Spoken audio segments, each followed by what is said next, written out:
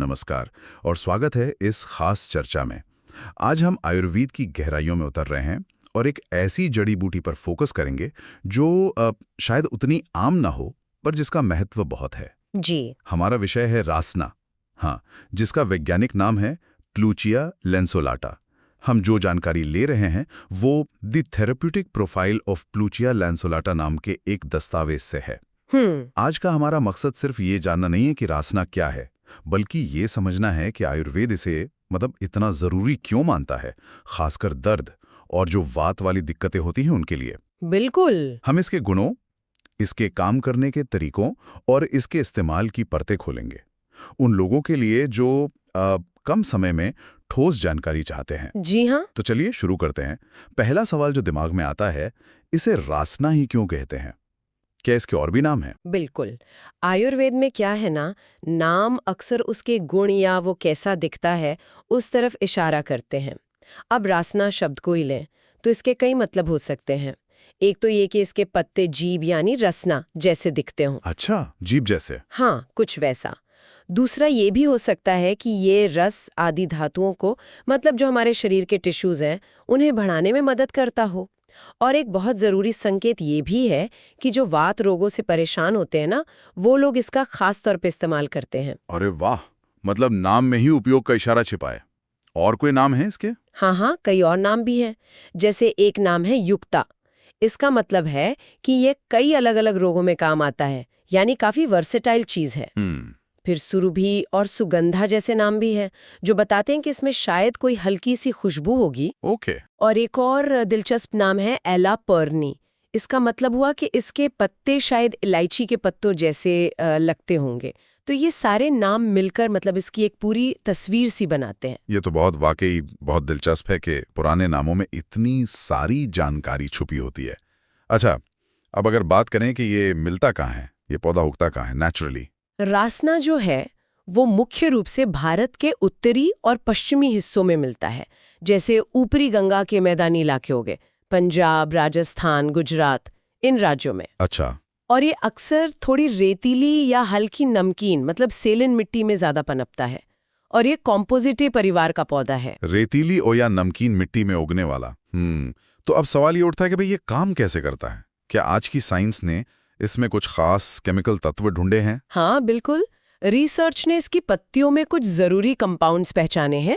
इनमें खास हैं फ्लेवोनॉइड्स जैसे कि क्वर्सेटीन और आइजोरेमनेटीन। क्वर्सेटीन और आइजोरेमनेटीन। जी। और ये तत्व जो है आजकल की साइंस में अपने एंटीऑक्सीडेंट और खासकर सूजन कम करने वाले मतलब एंटी इन्फ्लेमेटरी गुणों के लिए जाने जाते हैं। एंटी इन्फ्लेमेटरी गुण, ये बात आयुर्वेद के नजरिए से कैसे जुड़ती है? आयुर्वेद कैसे बताता है इसके गुणों को? हाँ, ये बहुत अच्छे से जुड़ती है। देखिए, आयुर्वेद किसी भी चीज का विश्लेषण 5 मुख्य चीजों पर करता है। रस यानी उसका स्वाद, गुण यानी उसकी क्वालिटी, वीर्य यानी उसकी तासीर या शक्ति, विपाक यानी पचने के बाद उसका असर, और प्रभाव यानी उसका कोई खास अलग सा काम। जी। तो रासना के केस में इसका रस है तिक्त मतलब कड़वा। कड़वा, ठीक है। गुण में ये गुरु है यानी हैवी। भारी, हैवी। इसका क्या मतलब हुआ यहाँ? हाँ, गुरु गुण का मतलब है कि ये शरीर में एक स्थिरता, एक भारीपन लाता है। ये उन स्थितियों में फायदेमंद हो सकता है जहाँ हल्कापन, सूखापन या अस्थिरता ज्यादा हो। जैसे वात दोष जब बढ़ जाता है ना, तब अक्सर ऐसा होता है। अच्छा, समझ गया। और बाकी? हाँ, तो वीर्य मतलब पोटेंसी, इसका उष्ण है, हॉट। ये बहुत जरूरी है। उष्ण, गर्म तासीर। जी। और विपाक यानी पाचन के बाद जो असर होता है वो कटु है, पंजेंट। और इसका प्रभाव जो मतलब इसका सबसे खास गुण कह सकते हैं वो है विषघ्न यानी एंटीटॉक्सिक। विषघ्न, एंटीटॉक्सिक। तो तिक्त रस, गुरु गुण और खास तौर पे ये उष्ण वीर्य, ये गुण शरीर पर असर कैसे डालते हैं? ये उष्ण वीर्य वाली बात आपने कहा जरूरी है, क्यों? हाँ, ये उष्ण वीर्य मतलब गर्म तासीर इसके कई कामों का आधार है। आयुर्वेद मानता है कि शरीर में 3 मुख्य दोष होते हैं, वात, पित्त और कफ। हाँ। रासना का ये उष्ण वीर्य जो है इससे खास तौर पर कफ और वात दोषों को शांत करने वाला बनाता है। इसे हम कहते हैं कफ वात शामक। कफ वात शामक। जी, क्योंकि कफ की तासीर ठंडी और भारी होती है और वात की ठंडी, सूखी और हल्की। तो रासना की गर्मी इन दोनों दोषों के बढ़े हुए ठंडे गुणों को बैलेंस करती है। तो ये कफ और वात दोनों को शांत करता है। पर मैंने सुना है कि वात के लिए तो ये कुछ खास ही माना जाता है। बिल्कुल सही सुना है आपने। असल में कई आयुर्वेदिक किताबों में रासना को वात दोष कम करने वाली जड़ी बूटियों में सर्वश्रेष्ठ या मतलब सबसे अच्छा माना गया है। सर्वश्रेष्ठ? हाँ, श्रेष्ठ। वो इसलिए क्योंकि वात का जो मुख्य गुण है वो है ठंडापन और सूखापन, और रासना का उष्णवीर्य सीधा सीधा इन गुणों का मुकाबला करता है। तो जो वात के कारण दर्द होता है, अकड़न होती है, अस्थिरता होती है, उसको कम करने में ये विशेष रूप से असरदार माना जाता है। वात शामक द्रव्यों में सर्वश्रेष्ठ, ये तो वाकई इसे खास बनाता है। अच्छा, ये तो हुई दोषों पर इसकी क्रिया। अब अगर हम बात करें कि शरीर पर बाहरी तौर पर लगाने पर या अंदर लेने पर ये कैसे काम करता है, इसके कर्म क्या हैं? हाँ, इसके कर्मों को हम दो हिस्सों में देख सकते हैं। एक तो बाह्य मतलब एक्सटर्नल, और दूसरा आभ्यंतर मतलब इंटरनल। ठीक है। बाहरी तौर पर यानी स्किन पर लगाने पर यह मुख्य रूप से 3 काम करता है। पहला, शोथहर यानी सूजन कम करना, एंटी इन्फ्लेमेटरी। हाँ। दूसरा, शीताहर यानी ठंडक को दूर करके गर्मी लाना, एल्विएट्स कोल्ड। और तीसरा, वेदना स्थापन मतलब दर्द को शांत करना, एनाल्जेसिक। वेदना स्थापन? जी। दर्द कम करना? जी। और जो हमने पहले बात की थी ना, वो क्वर्सिटिन वगैरह के, हाँ, वो फ्लेवोनॉइड्स। हाँ, उनके जो एंटी इन्फ्लेमेटरी गुण हैं वो आयुर्वेद के इस शोथाहर कर्म से काफी मिलते जुलते हैं। अच्छा, सूजन, ठंडक और दर्द, ये तीनों तो अक्सर वात या कफ की समस्याओं से ही जुड़े होते हैं। बिल्कुल। और अगर इसे खाया जाए, मतलब अंदर लिया जाए, जो शरीर के अंदर ये क्या करता है? अंदर लेने पर इसके काम और भी फैले हुए हैं जो शरीर के अलग अलग सिस्टम्स पर असर डालते हैं। जैसे नाड़ी संस्थान यानी नर्वस सिस्टम पर जैसा बाहर लगाने पर था, वैसे ही अंदर लेने पर भी ये एक बहुत अच्छा वेदना स्थापन है, मतलब दर्द निवारक, खासकर नसों और जोड़ों के दर्द में। अच्छा। फिर पाचन संस्थान डाइजेस्टिव सिस्टम पर, यहाँ तो इसके कई काम हैं। एक तो ये आम पाचन करता है। आम पाचन? ये आम क्या होता है? आम मतलब जो खाना ठीक से पचता नहीं है, या कह लीजिए मेटाबॉलिक टॉक्सिन्स, तो ये उसे पचाने में मदद करता है। फिर ये शूल प्रशमन है, मतलब पेट दर्द या ऐंठन को शांत करता है। और इसमें हल्के अनुलोमन गुण भी है, मतलब थोड़ा रेचक लैक्सेटिव जैसा, कब्ज में मदद कर सकता है। पेट दर्द और कब्ज में भी? ठीक है।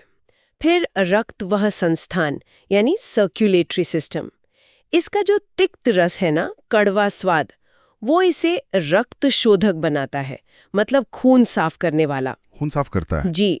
श्वसन संस्थान रेस्पिरेटरी सिस्टम पर भी इसका असर है।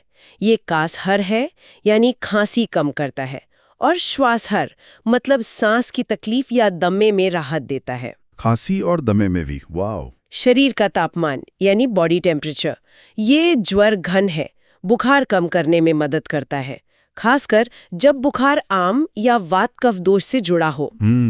और फिर आता है सात्मीकरण, मतलब मेटाबॉलिज्म या एसिमिलेशन। यहाँ इसके 2 और जरूरी गुण सामने आते हैं। एक तो विषघन एंटीटॉक्सिक, जैसा हमने इसके प्रभाव में बात की थी, और दूसरा वृष्य यानी पौरुष शक्ति बढ़ाने वाला। अच्छा। और साथ ही इसे रसायन रिजुविनेटर भी माना गया है। रसायन मतलब जो शरीर के टिश्यूज को पोषण देकर उम्र के असर को कम करे और शरीर को क्या कहते हैं, फिर से जवान बनाने में मदद करे। अरे वाह, मतलब दर्द और वात को ठीक करने से लेकर पाचन सुधारना, खून साफ करना, सांस की दिक्कतें, बुखार, और यहाँ तक कि विषनाशक और रसायन गुण भी। ये तो सच में एक मल्टीटास्कर जड़ी बूटी है। बिल्कुल। ये आम का पाचन और वात कफ को शांत करना, लगता है यही इसके कई उपयोगों का बेस है। हाँ, काफी हद तक। तो अब हम उस पॉइंट पर आते हैं जहां ये सारी जानकारी प्रैक्टिकल होती है। इन सब गुणों और कर्मों का असली इस्तेमाल कहाँ और कैसे होता है? रासना किन बीमारियों या तकलीफों में यूज की जाती है? खासकर वो उष्णवीर्य और कफ वात शामक वाली बात, तो इसका प्रयोग मुख्य रूप से कफ और वात दोष के कारण जो भी परेशानियां होती हैं उनमें होता है। जी। और जैसा हमने पहले जोर दिया था, वात व्याधि मतलब वात के बिगड़ने से होने वाले रोग जैसे जोड़ों का दर्द, आर्थराइटिस, साइटिका, कमर दर्द, लकवा, पैरालिसिस वगैरह, इनमें तो ये प्रमुख औषधि मानी जाती है। तो इसका इस्तेमाल बाहरी लेप की तरह भी होता होगा और खाने के लिए भी? हाँ, दोनों तरह से। बाहरी प्रयोग में मतलब एक्सटर्नल एप्लीकेशन में अगर शरीर में ठंडक ज्यादा लग रही हो, कपकपी हो, तो गर्मी लाने के लिए इसका लेप करते हैं। एक पुराना नुस्खा है जिसमें रासना और अगरू, एगरवुड का लेप बहुत अच्छा शीतहर मतलब ठंड दूर करने वाला माना गया है। अगरू के साथ? हाँ, और जहाँ सूजन और दर्द हो जैसे जोड़ों में, मोच में या चोट लगने पर, वहां इसके लेप का इस्तेमाल होता है। या फिर रासना से सिद्ध किया वहां तेल आता है, मेडिकेटेड ऑयल, उससे मालिश यानी अभ्यंग करते हैं। वो दर्द और अकड़न में बहुत आराम देता है। तेल से मालिश, हाँ ये तो सुना है। और आंतरिक प्रयोग मतलब खाने या पीने के रूप में? अंदरूनी तौर पर इसे कई तरह की तकलीफों में दिया जाता है। नाड़ी संस्थान के रोगों में, जैसे वात के कारण होने वाले दर्द वाले रोग, गठिया, आमवात, रूमेटाइड आर्थराइटिस, साइटिका वगैरह में रासना का पाउडर अकेले या दूसरी जड़ी बूटियों के साथ मिला कर देते हैं। रासनादी क्वाथ जैसे बने बनाए योग इसी के उदाहरण हैं। रासनादी क्वाथ, ये काढ़ा होता है? हाँ, क्वाथ मतलब काढ़ा या डिकॉक्शन। पाचन संस्थान की बात करें तो जब आम दोष ज्यादा हो, जिसके लक्षण होते हैं अपच, भारीपन, मुंह का स्वाद खराब होना, या पेट में गैस या गांठ जैसा लगे, गुल्म, पेट में दर्द, उदरशूल हो या कब्ज, विबंध हो, तो रासना का प्रयोग पाचन सुधारने और इन लक्षणों को कम करने के लिए करते हैं। रक्तवाह संस्थान में, वात रक्त जैसी तकलीफों में, जहां वात दोष के साथ साथ खून भी खराब होता है, इसके रक्त शोधक गुण काम आते हैं। गाउट में भी? जी। श्वसन संस्थान में खांसी, कास, दमा, श्वास और पुराने जमाने में तो टीबी, राजयक्षिमा में भी इसे सहायक मानते थे, क्योंकि ये कफ कम करता है और सांस लेने में मदद करता है। ठीक है। और ज्वर यानी बुखार में ये सीधे बुखार कम तो करता ही है, साथ में आम का पाचन करके बुखार की जड़ पर भी काम करता है। इसीलिए आम वात, रूमेटाइड आर्थराइटिस, जिसमें आम और वात दोनों का रोल होता है, उसमें इसका प्रयोग बहुत आम है। ये दर्द, सूजन, बुखार तीनों पर काम करता है। ये तो साफ है कि इसका फोकस वात रोगों, दर्द, सूजन और आम से जुड़ी तकलीफों पे ज्यादा है, चाहे वो जोड़ों की हो, पाचन की हो या बुखार की। बाहरी लेप से लेकर अंदरूनी काढ़े तक इस्तेमाल का दायरा तो काफी बड़ा है।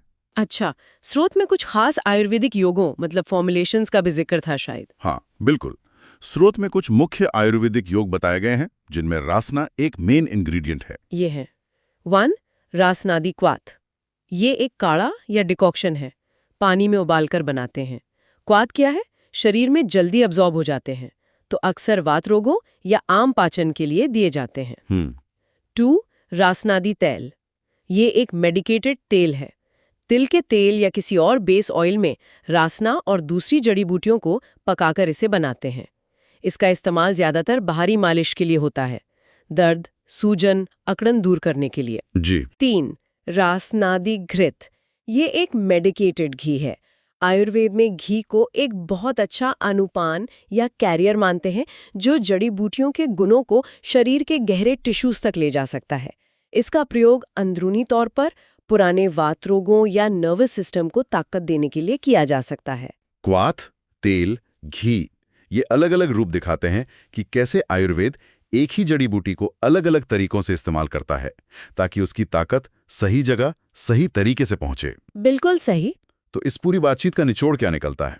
हमने रासना को उसके नामों और वो कहाँ मिलता है वहां से समझा, उसके आयुर्वेदिक गुण, रस, वीर्य वगैरह, और आज के जमाने के केमिकल घटक भी जाने। शरीर पर उसके अलग अलग काम यानी कर्म देखे, और फिर उसके खास चिकित्सीय उपयोग, प्रयोग और योगों पर बात किए। खास तौर पर वात रोगों और दर्द कम करने में इसकी जो अहम भूमिका है वो तो एकदम साफ हो गई। बिल्कुल। और यहाँ सबसे दिलचस्प बात ये है कि ये जो पारंपरिक ज्ञान है ये कितना सिस्टमैटिक है। कैसे रासना के जो मूल गुण हैं, जैसे उष्ण वीर्य, तिक्त रस, गुरु गुण, वो सीधे सीधे उसके कामों से जुड़े हैं, जैसे वात को शांत करना, खून साफ करना या आम को पचाना।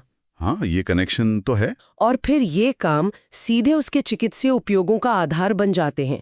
ये सिर्फ कुछ नुस्खे नहीं है, बल्कि एक पूरी लॉजिकल प्रणाली है जो कारण और प्रभाव पर आधारित है। भारत की रेतीली मिट्टी में उगने वाला ये पौधा अपने अंदर वाकई कितनी ताकत समेटे हुए है।